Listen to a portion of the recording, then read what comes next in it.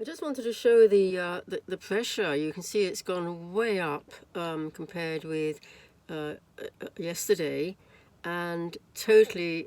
So basically, we should be getting really good weather, and surprisingly, it's actually quite. It's actually not a blue. There's no blue sky, and there should. You feel as though there should be that you're in the middle of a high pressure zone. But we are in Vancouver with mountains very close, so I presume that's why that's happening. So I wanted to talk a little bit about the fact of my Wednesday trip from Canoe Cove down in Canada down to Port Townsend, which is a lovely wooden boat centre in the States, just over the border. It should have been a fairly easy trip down. Well, it was fairly easy in a sense. It was just due south pretty well. But the weather was nothing like. We'd been having a whole series of lovely blue sky, sunny days, warm days, and I assumed it was going to be the same. But in fact, it turned quite nasty at one point. As I was coming down what's called the Haro Strait, which is leading into the Strait of Juan de Fuca, which comes out from the Pacific Ocean eventually down to Seattle. The weather got really nasty. There was thunder, overcast, there was thunder rolling around for quite a long time. And coming down the Haro Strait, it got really, really rough. And then eventually, of course, it started raining, not too heavily, but enough that the jacket I wore fortunately turned out to have a hood on it, so I was able to keep more or less dry. The point was that I was having to hand steer a lot of the way because my battery kept failing, and so my autopilot couldn't be used too much. And as I was coming down, I eventually was getting low battery messages on the autopilot telling me that it was about to pack up completely.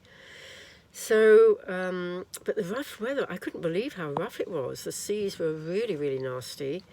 And it's always a bit of a worry when you're in thunder, is there going to be a lightning strike? Is it going to start hitting the mast? That's always in the back of your mind. But that didn't happen. I mean, it was just a lot of thunder. Not sure I actually saw any lightning, to be honest, but lots of thunder, plenty of rain.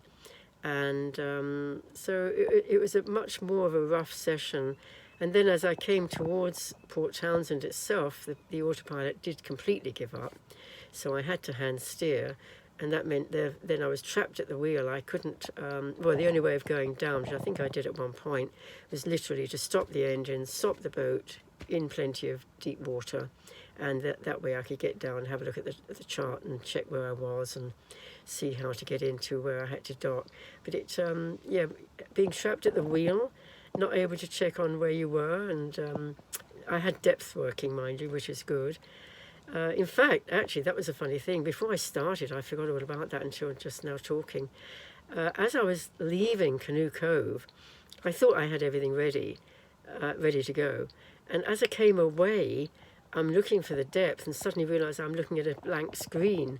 I'd forgotten that with the battery feeding power into the depth display, it was always giving a click, click, click noise, which got on my nerves, so I turned it off. Well, I pulled out the power lead behind the instrument, and I'd forgotten about that when I left.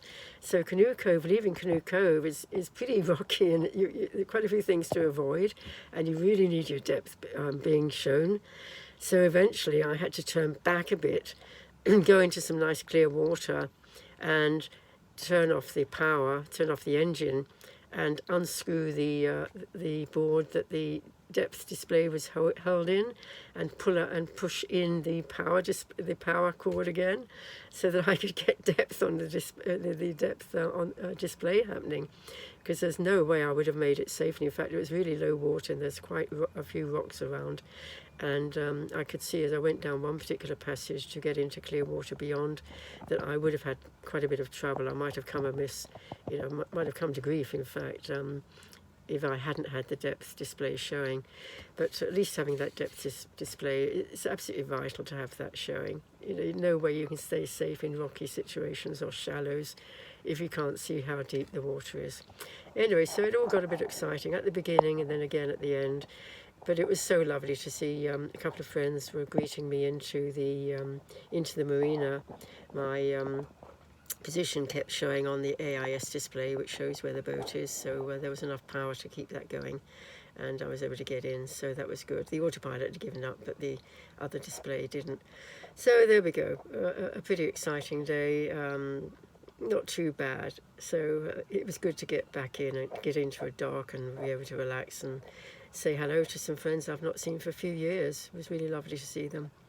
Anyway, so that was Wednesday, getting into Port Townsend. A few excitements on the way, and yeah, a day to remember. Thank you for coming up. Hope you enjoyed the video. If you do want to see more, please remember hit that subscribe button, and that way you'll get notified whenever I'm posting another video, which I'm trying to do as often as possible. Okay, bye for now. Cheers, and thanks for looking.